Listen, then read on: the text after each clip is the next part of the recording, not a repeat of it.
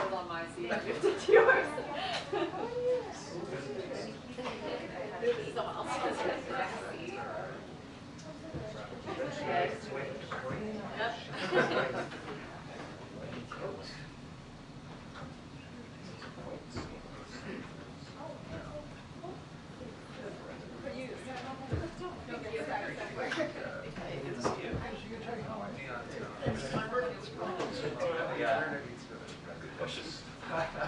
Last time we're just probably similar to what I'm going to ask, but it sounds smart. Did you not get COVID? It was feeling like I was feeling like so much better. Oh, good. I never felt which is great, but I was, and yeah, right. And my family felt how, and my husband's great. Oh, really? They were like 5. That was important to me. And then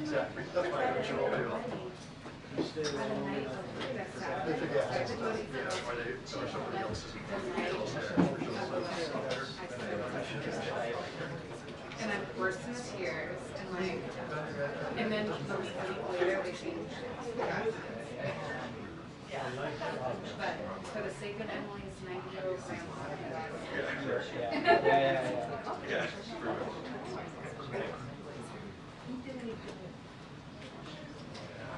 I was just like floored.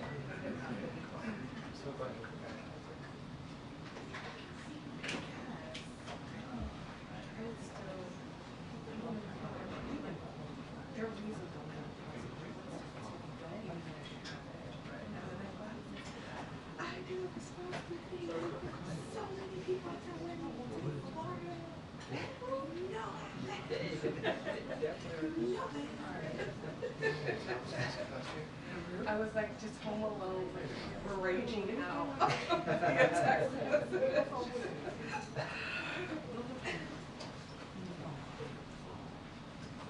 Emailing like anyone I talked to, and everyone's like, "You're good luck." I was like, "Okay, I'm so sorry." How are you? Good. How are you doing?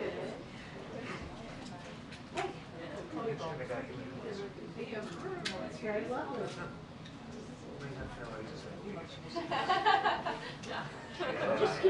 I started it. We're going to get it right when she starts.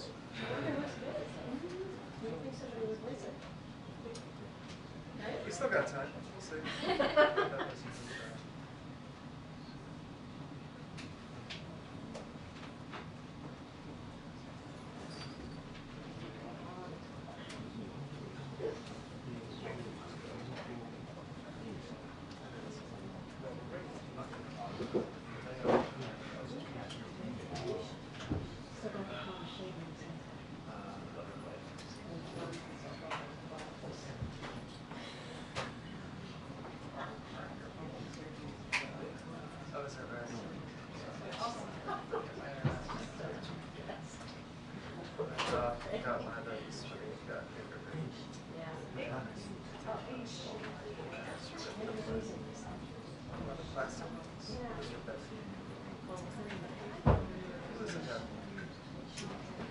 It's okay. Always the middle seat. Just get here early. Oh, I just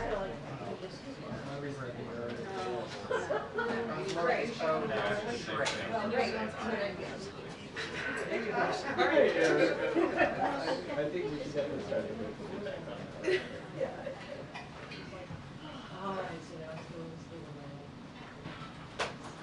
Question, but first the comment. Hold on. It's going to be a while. It's got a sticker on it that says.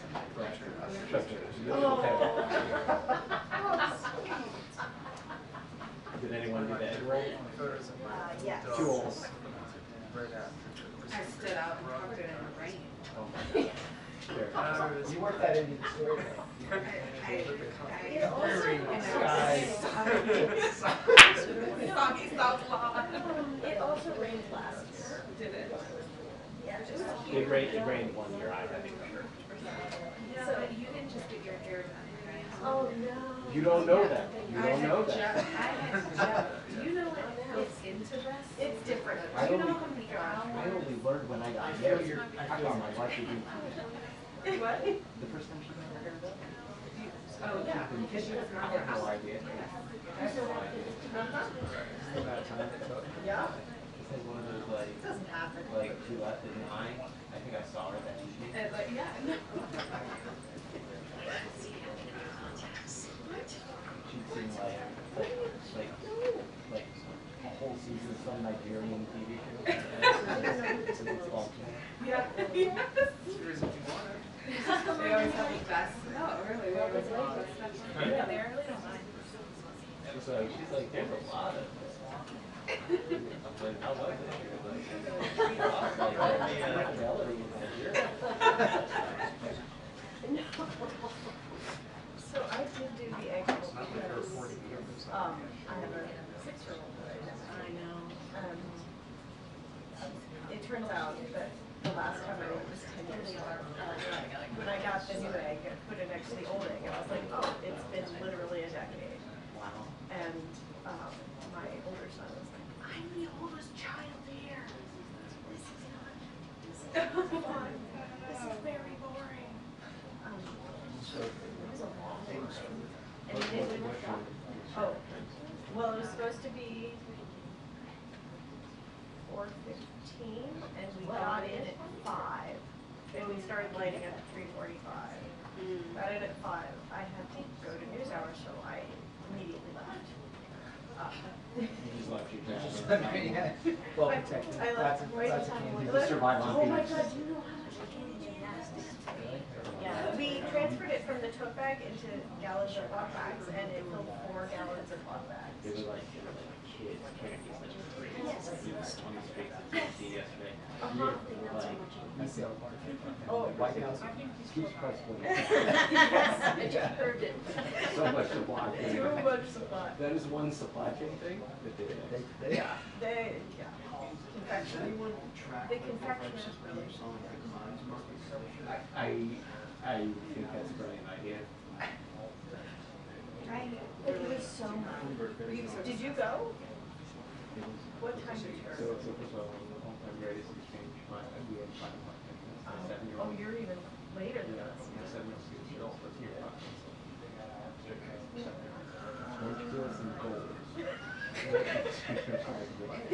And she pulls up this ball of like oil from like chocolate and syrup.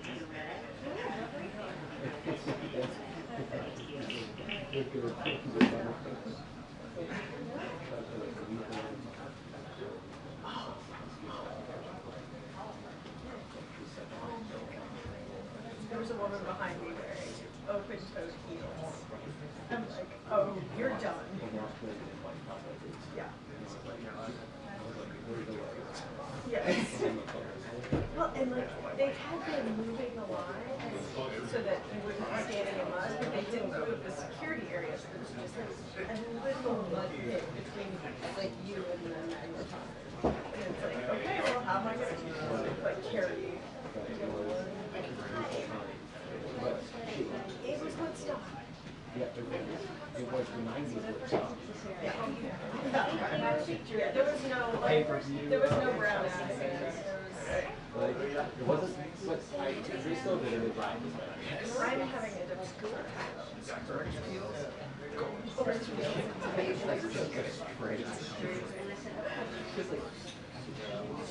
It was.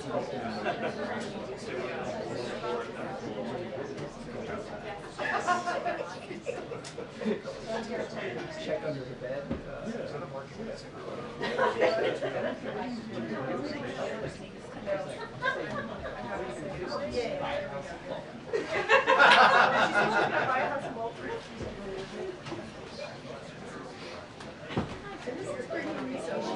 Oh, how funny is that? Yeah.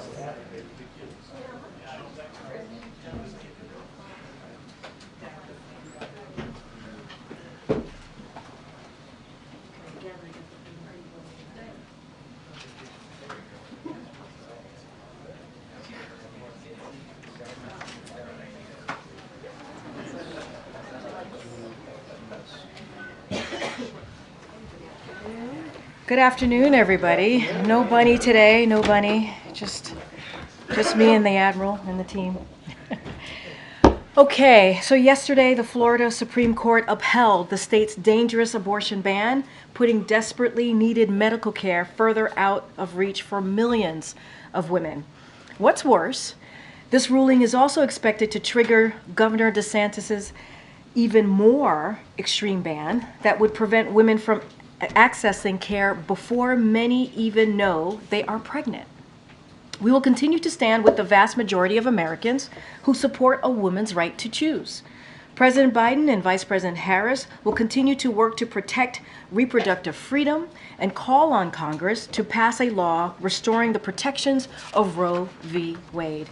Second, starting this week, the White House will push congressional Republicans to extend funding for the Affordable Connectivity Program.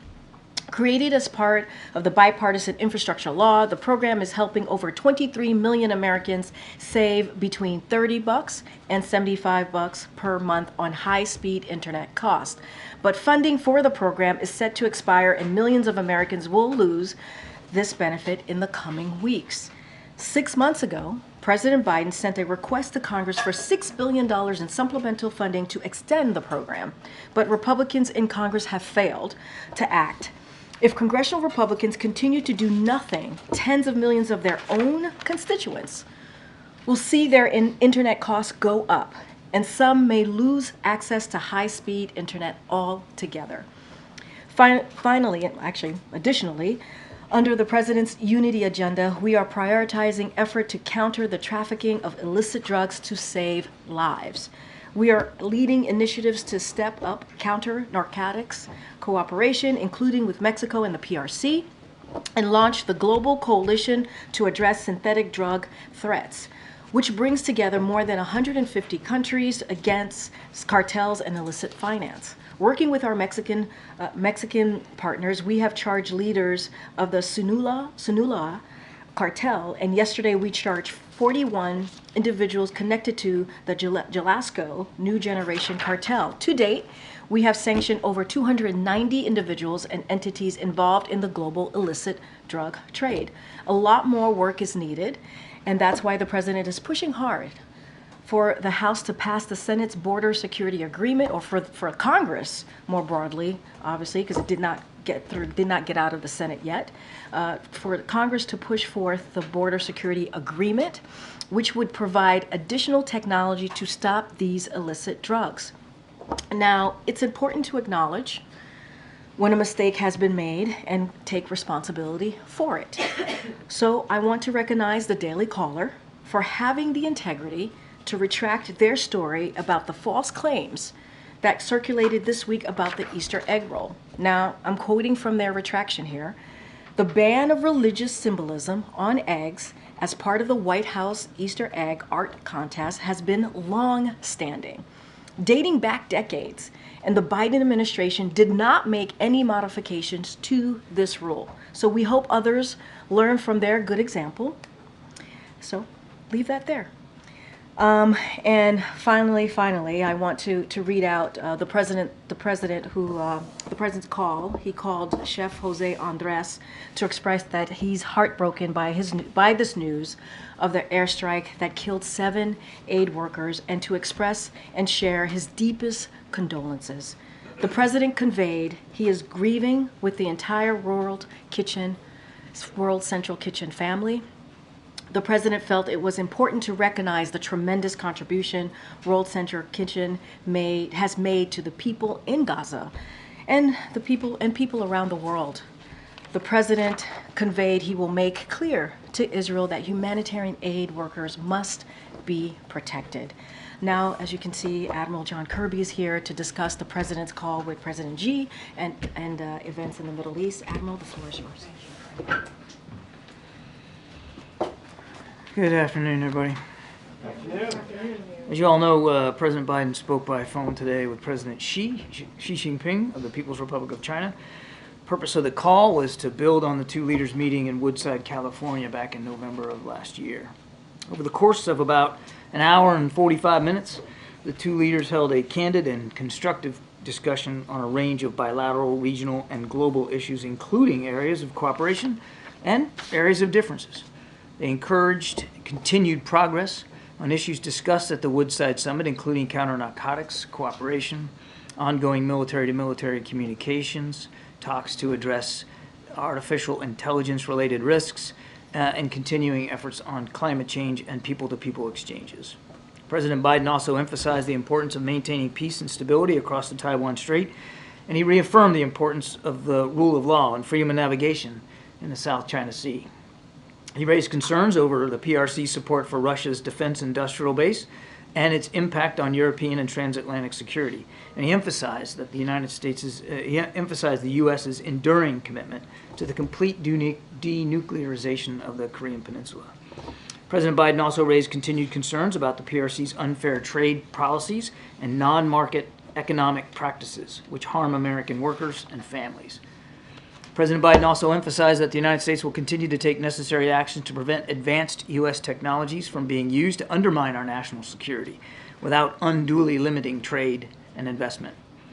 The president also repeated his call for China to release U.S. citizens who are wrongfully detained or under exit bans.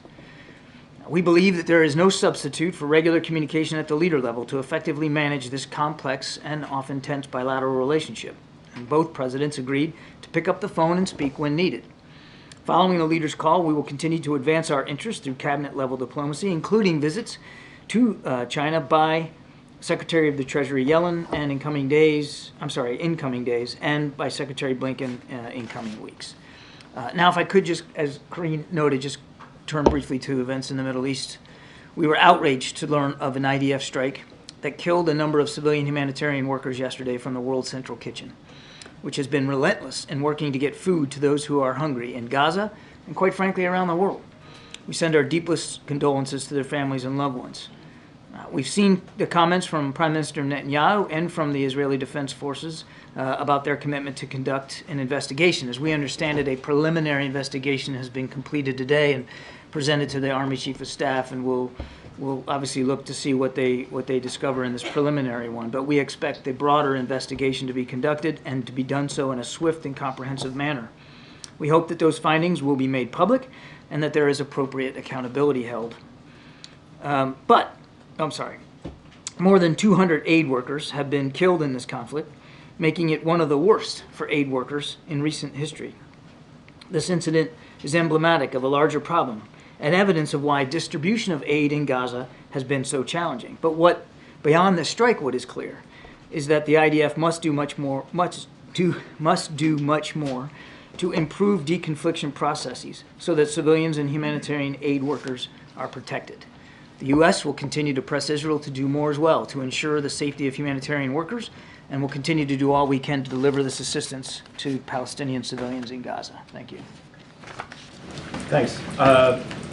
John, do you have any worries regarding Israel and Gaza about the floating dock, and how can aid workers be protected? Worries? What do you mean by worries? Any concerns about its status, viability? Well, I mean, let me break that up a couple of ways. I mean, obviously the temporary pier, it's known as a JLOT, it's Joint Logistics Over the Shore. It's on its way to the Eastern Mediterranean right now. Hasn't arrived yet, and it'll take some time once it gets there to be assembled and to achieve what we call interim operating capability. We expect that will happen in coming weeks. There's no concern in terms of our ability and the skills needed to build it and to get it up and running. What we are working with partners in the region are two things. One is the logistics flow, getting the maritime materials to the pier, and then working with the Israelis in particular about how that pier is protected and secured, and how the aid, the material, gets from the pier into Gaza and further distributed. Those modalities are still being worked out. And do the recent events like the strike you referenced raise additional... Oh, believe me, we're under no illusion about the fact that Gaza is a war zone. And force protection of our troops, which will not be entering Gaza, will be first and foremost in the president's mind, as well as our military leaders, to make sure that they can operate that pier, assemble it and operate it in a safe way. But believe me, we're well aware. Gaza is a war zone. In fact, that it is a war zone is, again, what makes it so challenging to get the humanitarian aid to people in need. Thanks. John, you said that the White House is outraged by the strike that killed these World Central Kitchen workers. Has the White House already conveyed that outrage to anyone in the Israeli government, and what was their response? Well, I won't speak for the Israelis. We've been very clear about our feelings over this particular strike and our expectations of the Israelis. Have they provided, or has the Pentagon been able to gain any understanding of what happened here yet? I know it's early, but it sounds, based on what Jose Andres has said, that these workers were doing everything right. Their vehicle was marked, they were in a safe zone. Yeah. What more could they have done? Yeah, it's really, I mean, it's devastating to see these images and to hear these early reports about the steps that they tried to take to protect themselves. But the Israelis, look, they've already said this was on them, and they're doing this investigation. We obviously want to make sure that that investigation gets completed and is as transparent as possible. And as I said in my opening statement, that there's accountability to be held here. One quick question on China. What was the president's message to the president when it comes to Chinese misinformation campaigns or any effort by the Chinese government or people associated with the Chinese government to interfere with the 2024 election? I would just say that we've been clear consistently, even going back to the November meeting in California, about our concerns over our own election security and efforts by certain actors, including some from the PRC, to affect that. So there was no new message in this conversation? I don't have a new message to read out to you today. Thanks, Admiral. On the death of those World Central Kitchen aid workers, which includes one American who was killed, Netanyahu's reaction was, quote, "It happens in war." What is your reaction to that comment from Netanyahu? I don't think it'd be useful for me to get into a tit-for-tat here with the Prime Minister of Israel from the podium.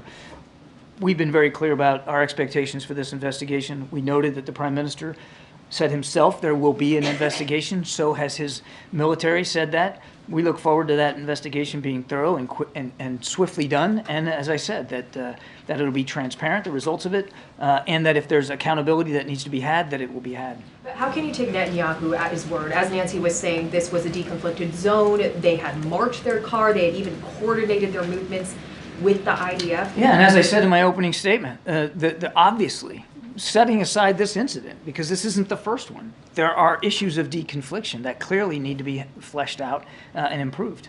So how can the U.S. continue to send aid to Israel without any conditions? Yes, they have a right We're to... not sending aid to Israel. We're sending aid into Gaza, and that's... Weapons. How can the U.S. continue to send military aid military to assistance. Israel without any conditions? Is there no red line that Yeah, can be crossed? we've had this discussion, you and me, quite a bit from up here. They're still under a viable threat of Hamas. We're still going to make sure that they can defend themselves, and that 7th of October doesn't happen again. That doesn't mean that it's a free pass, that we look the other way when something like this happens, or that we aren't and haven't since the beginning of the conflict urged the Israelis to be more precise, to be more careful, and quite frankly to increase the amount of humanitarian assistance that gets in. I haven't been asked about it yet, but I expected I would be. There was a discussion just yesterday with our Israeli counterparts about Rafah. Now, this one was done virtually. We expect it'll be an in-person meeting here in a week's time or so. But the whole reason to have that meeting was to talk about our concerns over a major ground operation in Rafah and to present viable alternatives for them to be more precise and more targeted. So the idea that we're some plastic graveyard here, we're not paying attention to the civilian casualties or the civilian suffering is just not true. Right, but these are verbal urgings, verbal commitments. There's no other incentive besides the urging. I know you want us to hang some sort of condition over their neck, and what I'm telling you is that we continue to work with the Israelis to make sure that they are as precise as they can be, and that more aid's getting in, and we're going to continue to take that approach.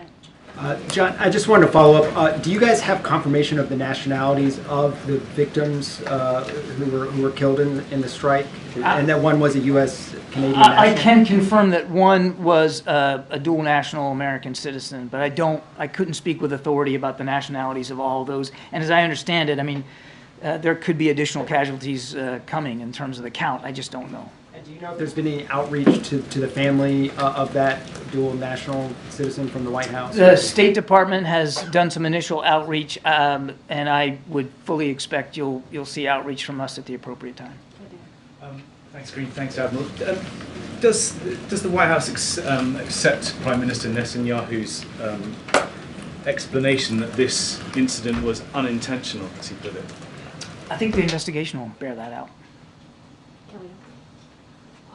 Sir, do you think that given these circumstances, is there a role for some kind of a protective force for aid workers, given the threat of widespread famine and concerns about you've already discussed the J-lock coming in and so forth. Is there a role that could be considered to try to protect aid workers with a neutral party security force? That protective force ought to be the IDF, Kelly. As we've said, I mean, as they conduct operations in a urban, highly populated environment, they have a concomitant obligation to take care of the civilians that are living there, and the civilians, quite frankly, that are being moved about by the combat operations that are being conducted in a very confined space. They have that obligation. Are you concerned that aid will be cut off for some period of time now because Jose Andres has said they're suspending operations for a period? The World Food Program is having difficulties. It seems like this incident is exacerbating the crisis. It certainly isn't helping. There's no question about that. And we obviously respect Chef Andres' decision not to continue operations, at least for a time. Certainly we respect that. And others may make that decision, as you talked about the World Food Program. We're not seeing a wholesale declination here of humanitarian assistance in there, but obviously, yes, that's a concern. The more violent it gets for humanitarian aid workers, and as I said, this is one of the worst in recent history, the less likely it is that they're going to be willing to take those risks, which means it's more likely that the people of Gaza are going to just suffer all the more. So yes, it's a concern. Thank you, Karine. Secretary Blinken, during his presser in Paris, did not condemn the airstrike, even though, as you confirmed, there was a dual American-Canadian citizen who was killed. The French foreign minister, who was at the same presser, did. You said you're outraged. Why is the U.S. not condemning the strike? I think by saying we're outraged, I think you can fairly characterize that as condemning the strike itself. Of course. I mean, nobody wants to see this kind of violence happen to humanitarian aid workers who, as was noted earlier, were doing all the right things.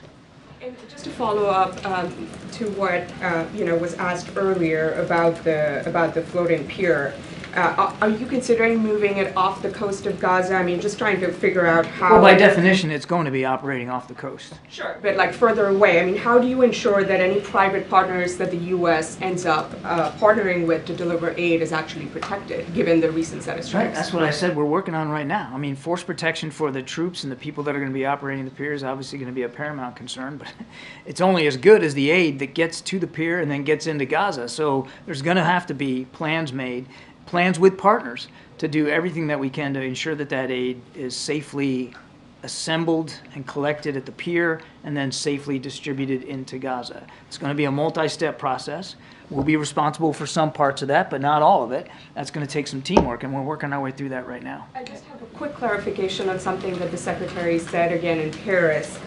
He appeared to suggest that Iran delivered missiles to Russia and that those are being used by Moscow to target the Ukrainians. I mean, can you confirm if that was the case, not just drone missiles, but ballistic missiles? And if yes, since when has this transfer been underway? I am not aware of specific verification that we can give to Iranian missiles being delivered to Russia for use in Ukraine. They certainly continue to deliver drones and actually helping the Russians manufacture Iranian-designed drones. And we do know that the Russians are and have been using now for quite some time ballistic missiles that they have gotten from North Korea. But I'm not personally aware of any verification that Iranian missiles have been transferred and used. Okay. Thank you, Karine. Admiral, you said that there's going to be an investigation into the World Central Kitchen strike, and you're reserving the U.S.'s judgment until that's completed. But what's a reasonable time frame for that investigation to be concluded, and how regularly will the U.S. be getting updates on it? I think, in terms of time frame, as I said in my opening statement, we believe an investigation can be thoroughly conducted in a swift manner. Now, what is swift? I think, obviously, we're not going to dictate a date on the calendar to the Israelis, but it's noteworthy that just before coming out here, I was informed that they have completed a preliminary investigation and are reporting that up the chain of command. That's good. That means that they've gotten some basic findings and some initial conclusions that they're willing to make. They have noted publicly that they were responsible here. So that's another reason to suspect that it shouldn't need to be a long, drawn-out, weeks-long investigation. I think something like this could probably be resolved in a matter of days. On the strike in Damascus, does the U.S. expect Iran to retaliate, and if so, how? Well, I can't predict what the Supreme Leader and what the IRGC will decide to do or not. I don't know in terms of retaliation. I assume you mean against the United States. Let me make it clear. We had nothing to do with what the strike in Damascus. We weren't involved in any way whatsoever. So the comments by the Iranian foreign minister that somehow we're to be held to account or that we're to blame is just nonsense. We had nothing to do with it.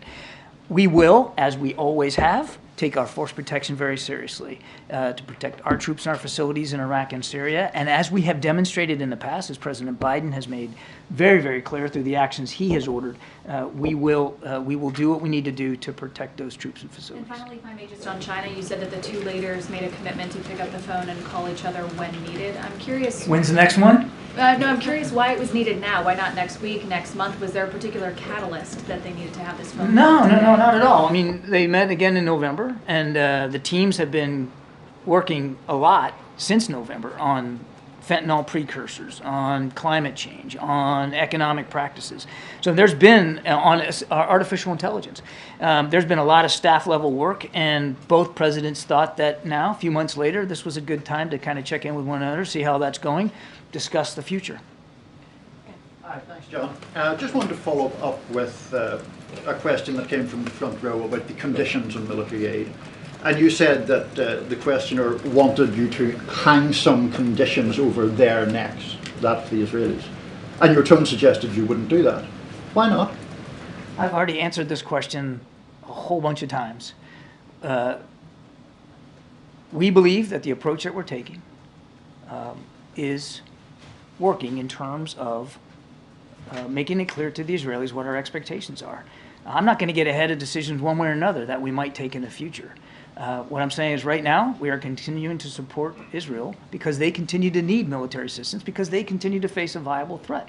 Well, on the point of conditions, the President on February 8th issued a memo, and it said, and you already know this, but just for context, it said that it was the policy of his administration to prevent arms transfers that risk facilitating or otherwise contributing to violations of human rights or international humanitarian law. Is firing a missile at people delivering food and killing them not a violation of international humanitarian law? Well, the Israelis have already admitted that this was a mistake that they made. They're doing an investigation. They'll get to the bottom of this. Let's not get ahead of that. Your question presumes, at this very early hour, that it was a deliberate strike, that they knew exactly what they were hitting, that they were hitting aid workers and did it on purpose, and there's no evidence of that. I would also remind you, sir, that we continue to look at incidents as they occur. The State Department has a process in place. And to date, as you and I are speaking, they have not found any incidents where the Israelis have violated international humanitarian law. And lest you think we don't take it seriously, I can assure you that we do. We look at this in real time. They have never violated international humanitarian law ever in the past 5 to 6 months. I'm telling you, the State Department has looked at incidents in the past and has yet to determine that any of those incidents violate international humanitarian law. Go ahead, Nadia. Thank you, Karine. Mr. Kirby, Israel has killed a senior Hamas leader in Beirut with precision weapons in an area where thousands of civilians were there. They killed senior Iranian officials in Damascus, in the heart of Damascus. It was serious. There were thousands of civilians there as well. Does it make sense to you that a vehicle marked with World Central Kitchen, after coordinating with the Israelis, that they didn't see it?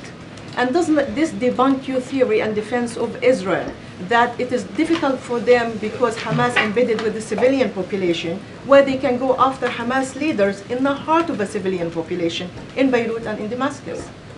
To your second question, no, it's not my theory. I have talked about, well, now, just hang on just a second now. I've talked about this for months now. Fighting in an urban, highly populated, condensed environment like that's tough. But they have taken strikes against Hamas leaders successfully taken strikes against Hamas leaders in Gaza. I can't speak to what happened in Damascus. That I can only tell you that the United States wasn't involved. So I'm not going to talk about the details of that whatsoever. I'm telling you that they have taken precise strikes against Hamas in Gaza. They have also taken strikes that have been not precise. It looks as if very clearly what happened yesterday is one of those examples. They'll investigate that, and our expectation is, and we've made this clear to them, that they'll come clean about what they've learned. They'll be fully transparent, and if people need to be held accountable, that they'll be held accountable. Thank you. John, there's another case of somebody who was in this country illegally, allegedly murdering a young woman, this time in Michigan. Her name was Ruby Garcia. Donald Trump is out there now calling this Biden's border bloodbath. What do you call it? Well, first of all, while I'm not aware of the specifics of this case, I mean, that's just terrible news. And our thoughts and prayers obviously go to the family of Ms. Garcia. I mean, that's the kind of news no family ever wants to get, ever. And we would certainly defer to local law enforcement and investigative bodies to do the spade work that needs to be done to figure out exactly what happened to Ruby, and to hold the perpetrators accountable for that. So why don't we let the judicial process play out here before we start making grandiose bumper sticker comments about what this says about the border. And Peter, to folks that are concerned about border security, the president will be the first one to stand up here and say he agrees that the border does need some security capabilities, that we do need more Border Patrol agents. And all that has to happen is for the speaker to do his job, put that supplemental on the floor, let's get a vote, let's get those 1,300 additional Border Patrol agents down there to do their jobs. But everybody in this room knows that the bill that you guys keep talking about as a solution is dead at the moment. And says you. Doesn't need to be dead, does it? The bill's dead. Says you. When's the vote? You ask Speaker Johnson that. It doesn't doesn't need to be dead. There are real problems at the border while that bill just languishes, right? The chief of the Border Patrol is saying, exactly, of 140,000 gotaways, if we don't know who is coming into our country and we don't know what their intent is, that is a threat. Does President Biden agree? The president absolutely believes that along that border we do have significant national security concerns that have to be met. But you said something really good in your question that I loved, that while these concerns are going on, the bill languishes. So what's needed? It's not anything more from the president. What's needed is for Speaker Johnson to do his job, get that thing on the floor. Let's get it voted on. They had a chance and decided not to act because certain people in House Republican world wanted a problem rather than a solution. As the person in charge of preventing a terrorist attack in the homeland, does President Biden think that some of these border crossers could be in the United States right now plotting a terrorist attack? The president's confident that throughout the interagency, DHS, intelligence community, that we're doing everything we can to be as vigilant as we can to ensure the safety and security of the American people here at home. John, the call of President-in-Chief, did the two leaders speak about Section 301 tariffs? And it did not come up. It did not come up. But if you could just speak more about the economic nature of the conversation, did they speak about competition in specific industries like semiconductors? Yes, they did talk about economic competition between our two countries. And as I said in my opening statement, the president made clear that we have significant differences of opinion and concerns over some unfair market practices that the PRC uses that puts American workers and families at a disadvantage. He was very clear about that. And just to follow up on Nancy's question, are we clear to understand that the president did not warn President Xi about election interference? It felt like that was what you were implying. There was no new message. It was no new message today delivered on that. Thank you. Thank you. So you said earlier that more than 280 aid workers died since the start of the war. Could you tell us what the time frame is for that?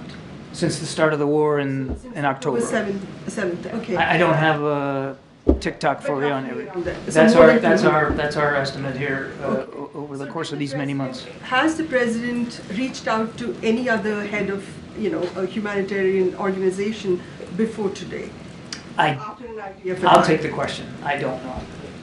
We gotta wrap it up. Thank you, John.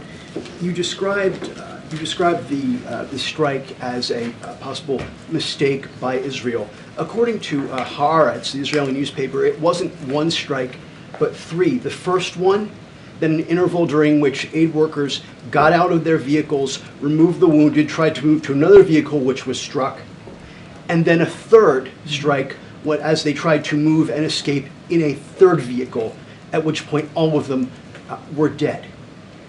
How would the second and third strikes of these marked vehicles be a mistake?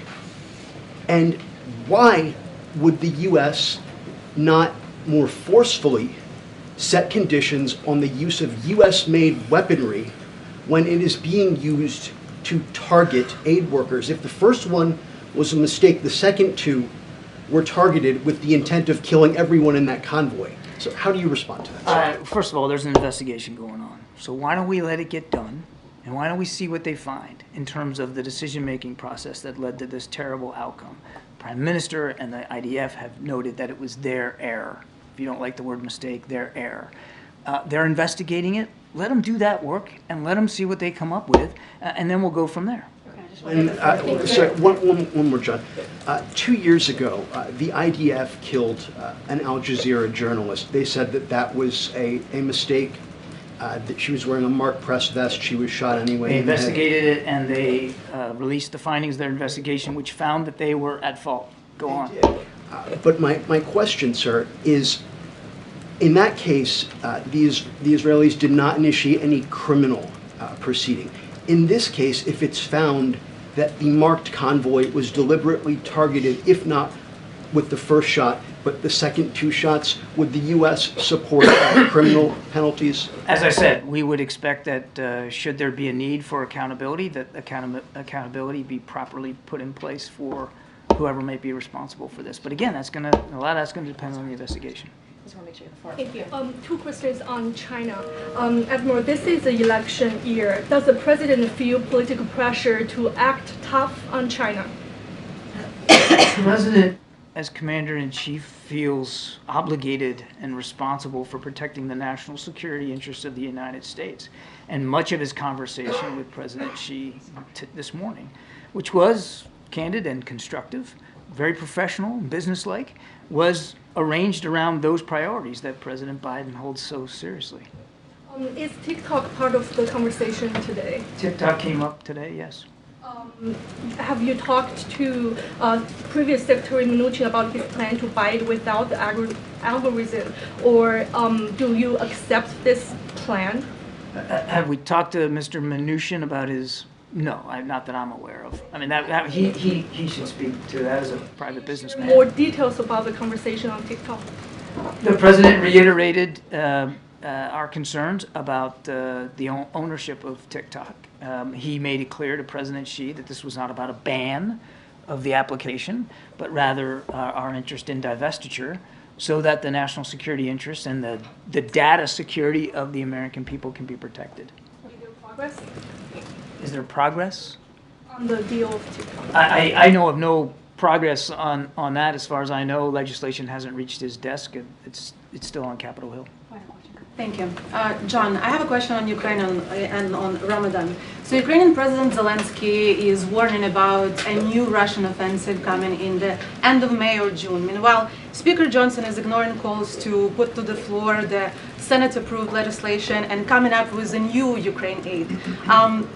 Does the administration have a deadline after which you might consider emergency some measures to support Ukraine without conditions? We've already executed some emergency measures. You saw the Pentagon was able to cobble together $300 million to support them in an emergency aid package. We're going to continue to look and see what more we can do, but quite frankly, our hands are very much tied here. We need the supplemental. That's what will make a difference for Ukraine. Is Is there a deadline after which you would try to do something more? The deadline was weeks, if not months ago, when we needed the supplemental pass. The time is now. It's past now. The Ukrainian commanders on the ground are making difficult decisions about what positions they're going to hold, what weapons they're going to use. And in certain places of the Donbass, they are losing ground to the Russians. So it's way past time. And one Ramadan, why the President Biden is not including Muslim community leaders in the iftar, and why is the event is not open press as has been in the previous years? That's a great segue for me to turn it right over. Thank you, Admiral. Yes, ma'am. Can you answer this question, please? So just a couple things on that question. Look, you saw the President put out a statement very early on last month about Ramadan, and obviously respecting the religion and respecting the event. I will say about tonight that the President's going to continue his tradition of honoring the Muslim community during Ramadan. And so President Biden will host a meeting with Muslim community leaders to discuss issues of importance to the community. So he is going to be meeting with Muslim leaders. To your question, he will be joined by the Vice President Harris, senior Muslim administration officials, and senior members of his national security team, and to continue the White House tradition of honoring Ramadan as he did just last month. After the meeting, we will host a small breaking of the fast, prayer, and iftar with a number of senior Muslim administration officials. So that is what the President and the Vice President is going to be doing later today. Why not the community leaders? So look, I want to be really clear here. So community leaders expressed the preference of doing a meeting, a working group meeting, if you will. They wanted to make sure that there was an opportunity to discuss the issues at hand. They thought it would be important to do that, and so we did that. We listened, we heard, and we adjusted the format to be responsive, and so that we can get feedback from them. And this is a request. This was actually a request from members of the community. This is what they wanted, and we understand that. They want the President and the Vice President and senior administration officials, obviously national security folks as well, who'll be joining the meeting, to hear directly from them. So this is going to be seen as a working group meeting, and we are, the President, the Vice President, we are looking forward to having that opportunity. Okay, go ahead. Thanks, Karine. We discussed earlier, former President Trump is describing the situation on the border as a bloodbath, but on Friday we're going to get jobs figures, and past jobs reports have shown that immigrants are helping the U.S. economy. Is the view of this administration that the inflow of immigrants do more to strengthen the United States or hurt the United States? Does it do more? So, Josh, I appreciate the question, and I think it's an important question as we're hearing clearly awful rhetoric from the other side. But what we know, what this president believes, and you've heard this president say this before, is that we know immigrants strengthen our country and our economy as well. It goes hand in hand here. Think about the critical work these 8 immigrants were doing on Key Bridge when it collapsed. While Congress failed to act on President Biden's comprehensive immigration reform, remember he introduced that on the first day of his administration because he understood the importance of fixing immigration, a system that has been broken for decades. His administration has led the largest expansion of lawful immigration pathways in decades, and we continue to work to ensure employers and immigrants can effectively navigate the laws in place. And so reforming our immigration system only strengthens our economy. You hear the president talking about that, about making sure that we have an economy that works for everyone, making sure that there's dignity and respect for everyone. And by doing that, it boosts our labor supply, it helps solve workforce shortages, and some businesses are facing, right? That we see businesses are facing. And so we took a step forward not too long ago. We spent 2 months working with the Senate, working with Republicans and Democrats to try and figure out how do we deal with this broken system. We put together what would have been, if put into law, the toughest and fairest piece of legislation that we have seen in some time. But what we heard from the last administration, from President Trump, and you heard me say this over and over again, you all reported this, that he told Republicans to reject that proposal because it would hurt him and help the president. That's not how this president sees this. This president sees the immigration system as an issue that majority of Americans care about and that we should fix. We should get to the bottom of this. So we're going to continue to urge Congress, Republicans, to come back, right? Come back to the table, move forward with that proposal, get it out of the Senate, and then move it over to the House, get it out of the House, put it in front of the president. He will sign it. The toughest and fairest law that we have seen in some time. And this is not about politics for this president. And just to go back to the beginning of answering your question, we know immigrants strengthen our country and also strengthen our economy. Thanks, Karine. Just to follow up on the TikTok question, the president brought it up with President Xi. Yeah, he did. Has he also raised the issue with Senate Majority Leader Chuck Schumer, because the bill hasn't been taken up by the Senate? I mean, that's where it is held up. Has he conveyed those same concerns about ownership, about divestiture, like to Schumer? So look, we are in regular communication, this administration is, with leaders of Congress, including Senator Schumer, Leader Schumer, and others. And so I don't have a specific readout to give you about the president's conversation on this particular issue.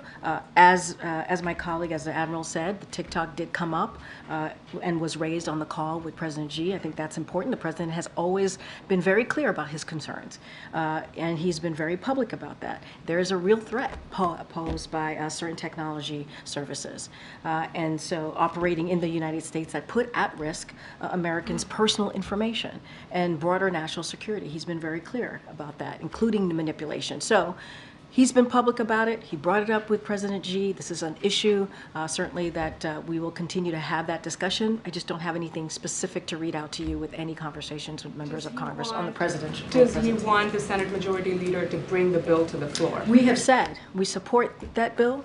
We welcome that bill.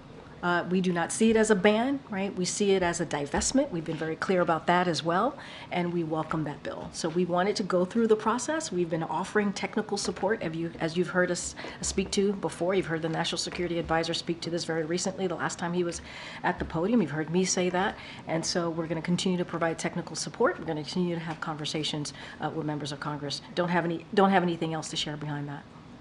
Okay.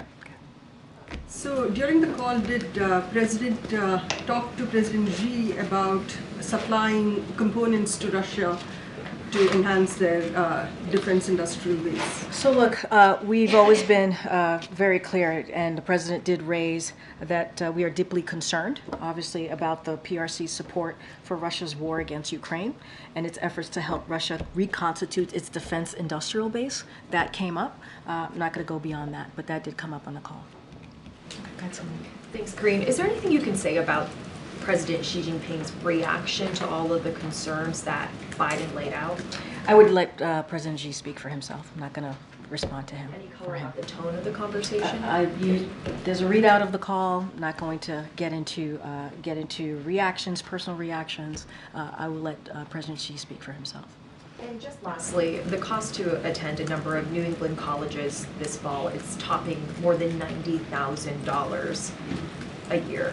What's the White House's reaction to that? I mean, we've been very clear about how the cost of college is crushing many, many families. We've talked about that. And that's why one of the things that the president has been very focused on is giving that student debt relief to many Americans and families out there. While we tried to put something forward, Republicans blocked it, and the president continued to find ways to move forward in trying to find really comprehensive measures to make sure that we're giving relief to Americans so that they can, so that they can start a family, so that they can buy a home. And so we've done that. You've seen us announce a bunch of actions which the president is proud of and is going to continue to find ways to give that relief. The Department of Education has talked about the cost of college and has certainly worked with students in figuring out ways for for them to afford going to school. It's important. If someone wants to be able to go to college, they should be able to do that. And they should be able to afford to make that decision. Their family should be able to make that decision and not go into debt. And so the president has been very, very clear about that. He's talked about his own experience. Look, we're going to continue to find ways to make sure that Americans get a little bit of breathing room, get a little bit of opportunity to move their lives forward, to reach their dreams the way that they choose. We're aware of how costly college can be. Yeah, Karen. The owner of the ship involved in the Key Bridge collapse has denied responsibility for the accident, and they filed a federal lawsuit trying to limit the amount of damages that they would have to pay. What is the White House's reaction to that lawsuit, and is there going to be an effort to force them to pay more damages? So look, I don't want to get ahead. As you know, there's an investigation currently happening. The Department of Transportation is leading, so want to be really mindful, not get ahead of that, and not going to talk to an active lawsuit, as you just announced from the ship owner. But look, I think it is important that we get to the bottom of this, not just because for us, but obviously the people of Baltimore, the people of Maryland need to have an answer here. And so we're going to do everything that we can. There'll be investigation. I want to be really mindful here, but it is always important to make sure people are held to account. For the president, he is going to do everything that he can, use a whole of government response, as you have seen from this administration, to continue to make sure that we do the recovery, to make sure that we rebuild that bridge, make sure that we open the port. And you're going to see the president on Friday doing that visit to Baltimore. We'll have more details on that, but just want to be really, really mindful. There's investigation going on. Don't want to get ahead of that. Will he have any conversations with congressional leaders ahead of his trip to Baltimore to talk? The president's going to stand by. Obviously, there potentially could be an opportunity, or will be an opportunity for Congress to get involved, and we'll have those discussions. We are having those conversations with congressional members. I can't speak to what the president has on his calendar as far as speaking to congressional members about this particular issue ahead of Friday, but I can assure you it is a conversation that members of his team are continuing to have and will continue to have as we move forward in making sure the people of Baltimore, the community gets back on their feet as it relates to getting this bridge back, opening up the port. It is critical, it is important, and we want to make sure we get that done. Okay, Kelly. In the way you described the celebration with the vice president and Muslim leaders and so forth, smaller scale working group, isn't that on its face really an acknowledgement that there is a great tension between the president and the Muslim community, and that you can't do it publicly because you would be concerned about protests? So look, I mean, the community leaders expressed their preference here. They said this is what they wanted to see. They wanted to make sure, they wanted to have a working group meeting. That is something that they asked for. It is, and we listened, we heard them. As you know, senior officials have been, senior White House officials have been traveling the country, having really important conversations with members of that community, the Muslim community, the Arab community, the Palestinian community, because we understand how painful this moment is for them, and we want to hear directly from them. This is a request from them. They wanted to have a private working meeting. They wanted this meeting to be held private, so we're respecting that. We're respecting the fact that they want privacy. It is not the first time that they've requested a situation where it is private, this is what we heard during our outreach, and we're going to respect that, and this is what we're doing today. It doesn't take away how we're going to continue to honor a tradition of the Muslim community as we speak about Ramadan, during Ramadan. This is something that we're going to respect and continue to do so. But in this particular instant, they wanted a working group meeting. They wanted it to be private, and we're going to respect that. Ken. Thanks, Karine. Going back to the bloodbath question, the former president used that terminology a week or two ago, but he's talking about it again today. What's the White House reaction to the use of that term, bloodbath? I'm going to be really mindful here because it is president. Obviously the former president is also a candidate here, so want to follow the law with the Hatch Act. But we have to denounce. Our response is we have to denounce any violent rhetoric that we hear, certainly from our leaders, right, that tears our country apart. It could tear our country apart and puts our fellow Americans in harm's way, in danger. So we have to denounce that. And look, you know, I think, and we think, that the American people wants to see the country coming together. That's what they want. They want to make sure that we respect our democracy. They want to make sure that we respect the rule of law. That's what they want. And so that is what the president's going to continue to fight for. We're going to, any type of violent rhetoric, we're going to denounce that. It doesn't matter who it comes from. We're going to denounce it. Does the White House believe that there is a bloodbath taking place or a wave of migrant crime? Look, we've been very clear about, I just laid out to Josh, when it comes to immigrants, how important they are to the fabric of this country, how important they are to the strength of this country, to our economy. And that continues to be true, right? That's something that this president believes. And we've always called out if there is any form of violence that could be caused by one person, right, that we may have seen, we call that out as well. And that is always important to do. But in this instance, it is used to, in the way that this violent rhetoric is being used, it is being used to tear our country apart. That's how it's being used. And we can't allow that, right? This is not what Americans want to see. Americans want to see us bringing the country together. And so that form of rhetoric, it's not helpful to us. So we're going to continue to call that out, and we're going to be very, very clear about that. But it's, you know, if a violent act happens, as we have seen, and someone is killed, we want to make sure that you know, we're going to condemn that and want to make sure that the law comes into place and we let the law enforcement on the ground deal with that. But to denounce an entire community, we can't allow that. We have to denounce that, any type of violent rhetoric. Just a quick point of clarification, Karine. So when Donald Trump is talking about a bloodbath, it is violent rhetoric. What was it when Joe Biden said in 2020, what we can't let happen is let this primary become a negative bloodbath? So I'm going to be really mindful and careful about Donald Trump, but if you read, because he is a candidate, we're talking about the 2024 election, you should read what he said in its context. So you got to read what he said in context. Bloodbath is an ugly word. When Trump uses it, what is it when Biden uses it? No. Let's be very clear. You got to actually ask me the question in context of what it was said, right? And what it was said when he said that, right? In his remarks, in his speech, right? And so that's being disingenuous in your question. I'm reading a direct quote from Joe Biden. What we can't let happen is let this primary become a negative bloodbath. He was talking about a group of people. A group of people. That's what he's talking about. What the president was talking about during the primary was not to allow it to be the words and the primary and that election to become negative. Two different things. They're not the same. They're not the same. And your question is disingenuous. And so, look, I'm going to be really mindful here. I'm going to be really careful. We have to denounce violent rhetoric, wherever it comes from. A former leader, we have to denounce that. Because we saw what happened on January 6th. We saw what happened there.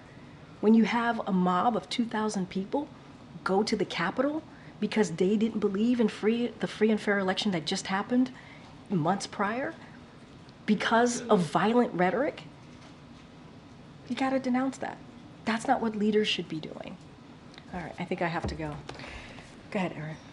I rarely call on you. Go ahead. I rarely use my I know, you rarely raise your hand. So back to college costs. There are hundreds of thousands of families across the country waiting to see if their students will be able to afford college due to the botched rollout of the FAFSA.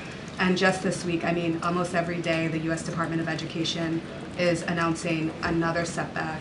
Yeah. It's April, and you know, I'm wondering what the White House is doing, what the oversight looks like, and what accountability will look like for these families, particularly the ones who rely on financial aid to go to college. It's a really good question, and I just want to say that the administration is committed to ensuring that students have access to the maximum financial aid possible. So like with most major changes, implementing this new system has brought certain challenges. And we've been very honest about that, and we've been very clear about that. Yes, we have had some challenges here. But we don't want to forget over 6 million records have been processed, and that's important, and delivered to schools. And the department has an all-hands-on-deck team to address issues quickly and get information out to schools and families. Our top priority is, again, to ensure that students can access maximum financial aid possible. We understand how important it is to get this aid, and so we want to make sure that we get that done. There's an all-hands-on-deck scenario. And yes, we have had some challenges, and we acknowledge that, and we're doing everything that we can to fix that. Thanks, everybody. I'll see you tomorrow. Thanks, Karine.